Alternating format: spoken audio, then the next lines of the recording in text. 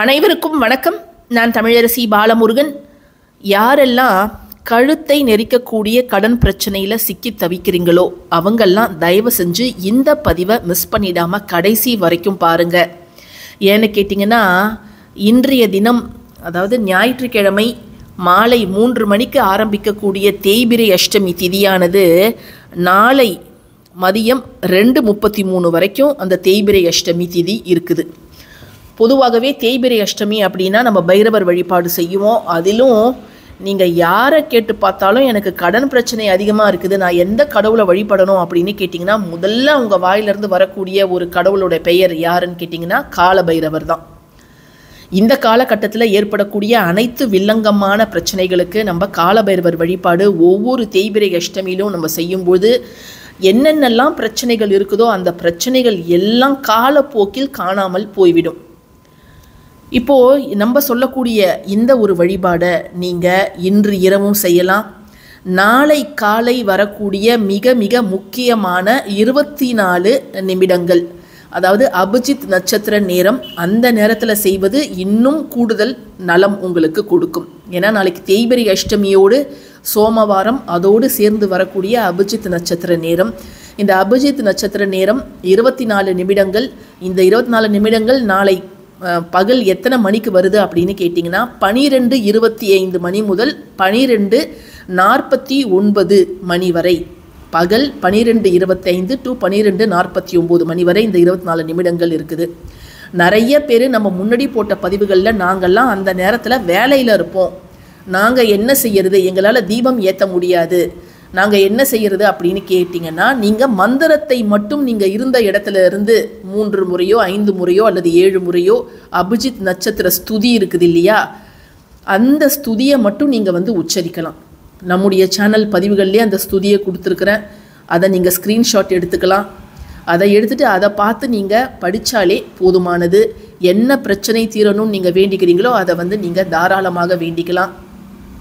இப்போது நாளைக்கு அந்த 24 நிமிடங்களில் நம்ம என்ன கேட்டாலும் கிடைக்கும் அப்படிங்கிறது நியதி. ஸோ அந்த உத்திராடமும் திருவோணமும் அந்த நட்சத்திரத்துக்கு இடையில் இருக்கக்கூடிய அந்த அபிஜித் நட்சத்திர நேரத்தை நம்ம சரியான வகையில் நாளைக்கு பயன்படுத்திக்கிட்டோன்னா நிச்சயமாக உங்களுடைய கடன் சுமை எவ்வளவு பெரிதாக இருந்தாலும் அதிலிருந்து நீங்கள் விடுபடக்கூடிய வழி நிச்சயமாக பிறக்கும். இது எல்லாமே ஒரு கூடுதல் பலனுக்காக நம்ம செய்கிறோமே தவிர, நீங்கள் உங்களுடைய கடன் சுமையை தீர்ப்பதற்கு பகலாக உழைக்கிறீங்க, தன்னம்பிக்கையோடு இருக்கிறீங்க, சோர்ந்து போகாமல் முயற்சி பண்ணிக்கிட்டே இருக்கிறீங்க அப்படிங்கிற பட்சத்தில் நிச்சயமாக இந்த இறை வழிபாடுகளும் கூட சேரும் பொழுது உங்களுடைய கடன் சுமை அப்படிங்கிறது தீரும்.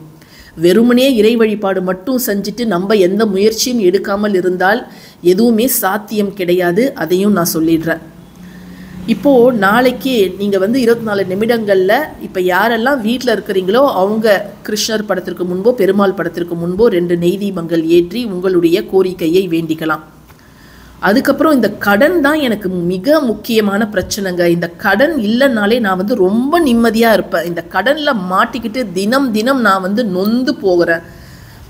உயிரோடு இருக்கிறேன், ஆனால் நான் நடைப்பிணமாக இருக்கிறேன். ஒவ்வொரு இரவும் எனக்கு நிம்மதியான தூக்கம் இல்லை. அவ்வளோ கடன் தலைக்கு மேலே போயிருக்குது. கடன் வாங்குகிற சம்பளம் வட்டி கட்டுறதுக்கும் கடன் அடைப்பதற்குமே சரியாக இருக்கிறதே தவிர என்னுடைய வாழ்க்கை நிலையை நான் முன்னேற்றிக் கொள்வதற்கான ஒரு விஷயத்தையும் என்னால் செய்ய முடியல. ஒரு வீடு வாங்க முடியல, ஒரு நகை சீட்டு கட்ட முடியல, ஒரு வண்டி வாகனம் எங்களால் வாங்க முடியல, கையில் வரது போகிறது, இப்படியே தான் என்னுடைய வாழ்க்கை போயிட்டுருக்குது அப்படிங்கிறவங்க கால பைரவரை நாளை வேண்டிக்கிட்டு அந்த 24 நிமிடங்களில் நீங்கள் செய்ய வேண்டிய ஒரு சின்ன எளிய வழிபாடு தான்.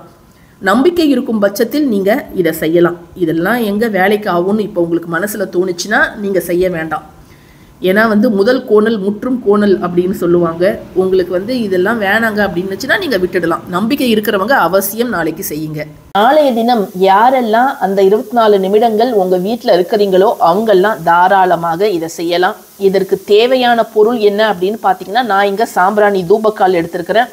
இல்லை நீங்கள் ஒரு வாய் அகலமான ஒரு பழைய பாத்திரம் நம்ம போட்டு எரிக்கிறதுக்கு, சாம்பிராணிலாம் எரிக்கிறதுக்கு வச்சுருப்போம் இல்லையா, ஒரு பழைய சட்டி அல்லது தேங்காய் சிரட்டை எது வேணாலும் நீங்கள் எடுத்துக்கலாம். அது உங்கள் வீட்டில் என்ன இருக்குதோ நீங்கள் அதை எடுத்துக்கோங்க. ஜஸ்ட் இதை மாதிரி எடுத்துக்கோங்க. அதுக்கப்புறம் நம்ம எடுத்துக்க வேண்டிய மிக முக்கியமான பொருள் என்ன அப்படின்னு பார்த்தீங்கன்னா 24 மிளகு. இப்போது நான் வந்து வீட்டில் அந்த நேரத்தில் இருக்க மாட்டேன், ஈவினிங் நைட்டு தான் வருவேன், அந்த நேரத்தில் நான் இதை செய்யலாமா அப்படின்னு கேட்டிங்கனாலும் தாராளமாக நீங்கள் செய்யலாம். அது மட்டும் இல்லாமல் இந்த ஒரு குறிப்பிட்ட வழிபாடு யார் வேணும்னாலும் செய்யலாம். இப்போ நான் இதை செஞ்சுட்டு அசைவம் சாப்பிடுவேன், மாதவிடாயில் இருக்கிறேன், பிறப்பிறப்பு தீட்டில் இருக்கிறேன், நான் செய்யலாமா? இது தாராளமாக செய்யலாம். வீட்டில் ஒருத்தவங்க செஞ்சாலே போதும், கணவன் அல்லது மனைவி யாராவது ஒருத்தவங்க செய்யலாம். அல்லது அந்த வீட்டுக்கு பொறுப்பானவர்கள் பெரியவங்க யாராவது இருக்கிறாங்க, எல்லாருமே வேலைக்கு போயிட்டாங்க, அவங்க செய்யலாமா அப்படின்னா அவங்களும் தாராளமாக செய்யலாம். ஏன்னா ஒரு கடன் சுமை அப்படிங்கிறது அந்த குடும்பத்தில் இருக்கக்கூடிய ஒவ்வொரு நபரையும் தான் பாதிக்கும். அதனால் உங்களுக்கு உரியவர்கள் பொறுப்பானவர்கள் இருந்து செய்வாங்கன்னா அவங்கள கூட அந்த குறிப்பிட்ட நேரத்தில் நம்ம சொன்ன அப்போ அந்த 24 நிமிடத்தில் இதை நீங்கள் செய்ய சொல்லலாம். செய்யக்கூடிய நபர் வந்து சேர்லையும் உட்காரலாம், இதை டேபிளில் வச்சுக்கலாம், அல்லது கீழே அமர்றதுனாலும் அமர்ந்து செய்யலாம். கிழக்கு முகம் அல்லது வடக்கு முகமாக ஈஸ்ட் ஃபேஸிங் அல்லது நார்த் ஃபேஸிங் நீங்கள் உட்காந்துக்கோங்க. இதை மாதிரி தூபக்கால் எடுத்துக்கோங்க. இதில் நான் வந்து 2 சாதாரணமான கற்பூரம், நம்ம வந்து பூஜைக்கு பயன்படுத்துவோம் இல்லையா, அந்த சாதாரணமான கற்பூரம் தான் எடுத்துருக்கிறேன். ஸோ அதையும் நீங்கள் எடுத்து வச்சுடுங்க. நீங்கள் வந்து இதை செய்யறீங்கன்னா நீங்கள் அந்த அபிஜித் நட்சத்திர ஸ்துதி சொல்லிவிட்டு 2 நெய் தீபங்கள் ஏற்றிட்டு பெருமாள்லாம் வழிபாடு செஞ்சுட்டு அதுக்கப்புறமா இதை நீங்கள் செய்யணும். சரிங்களா? ஃபஸ்ட்டு அதை செஞ்சுடுங்க. செஞ்சுட்டு நல்லா வேண்டிக்கோங்க பெருமாளை, கடன் தீரணும் அப்படிங்கிறதுக்காக. அதுக்கப்புறம் இந்த மிளகை பயன்படுத்தலாம். இந்த மிளகோட தன்மைகள் என்ன அப்படிங்கிறத நம்ம பல பதிவுகளில் பார்த்துருக்குறோம். ஒரு விரோதி வீட்டுக்கு விருந்துக்கு போனால் கூட 4-5 மிளகை கையில் எடுத்துகிட்டு போயிட்டு நம்ம விருந்துக்கு அப்புறம் இதை சாப்பிட்டுட்டோன்னா எந்தவித விஷமும் நம்மளை ஒன்றுமே செய்யாது. அதே போல் கடன் தீர்வதற்கு, எதிரி தொல்லை நீங்குவதற்கு, கெட்ட சக்திகளோட ஆற்றல் எல்லாம் நீங்குவதற்கு இந்த மிளகு வந்து அற்புதமான ஒரு பொருளுங்க.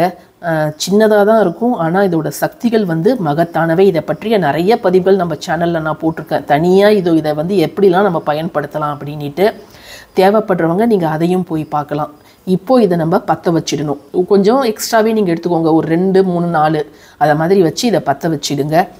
இப்போது இந்த மிளகை உங்களுடைய வலது கையில் வச்சுக்கணும். வச்சுக்கிட்டு என்னுடைய கடன் சுமை, அது எல்லா கடனும் சேர்த்து, பேங்க்கில் இருக்கிற கடன், தனிநபர் கடன்லாம் சேர்த்து, இப்போ வந்து ஒரு கடன் வந்து 30 லட்சம், இல்லை என்னுடைய கடன் 15 லட்சம், 50 லட்சம் அப்படின்னு இருக்குதுன்னா நீங்கள் அதை நினச்சிக்கணும். நினச்சிக்கிட்டு நல்லா வேண்டிக்கிட்டு இந்த மிளகு வந்து உங்கள் கைகளில் நல்லா இப்படி படணும். லைட்டாக வைக்காதீங்க, நல்லா இப்படி ப்ரெஸ் பண்ணுங்கள். மிளகை ப்ரெஸ் பண்ணுங்கள், உங்களுடைய வேண்டுதலை சொல்லுங்கள். இப்போ இதை எரிய வச்சுட்டு ஒவ்வொரு மிளகாக நீங்கள் அந்த எரிகிற நெருப்பில் போடணுங்க. இப்போ நம்ம இதை எரியவும் வச்சிடலாம். இப்போ இது நல்லாவே எரியுது. இப்போ ஒரு மிளகாக போடும்போது என்னுடைய கடன் 35 லட்சம் சீக்கிரமாக தீரணும் அப்படின்ட்டு சொல்லிவிட்டு நீங்கள் போடுங்க. சில மிளகுகள் வந்து வெடிக்கும். இதை வந்து கீழெல்லாம் விழுந்துடாமல் ஒன்ஸ் நீங்கள் எடுத்தீங்கன்னா தொடர்ந்து 24 மிளகு இதில் போட்டுடுங்க. ஃபஸ்ட்டு நீங்கள் கற்பூரம் வைக்கும்போதே கொஞ்சம் அதிகமாக வச்சிடுங்க. ஏன்னா நடுவில் நம்ம இதை மிளகு கையில் இருந்து கீழே வச்சுட்டு திரும்ப கற்பூரம்லாம் நம்ம வைக்க முடியாது. ஸோ நீங்கள் கற்பூரம் வந்து நீங்கள் கொஞ்சம் அதிகமாகவே எடுத்துக்கோங்க.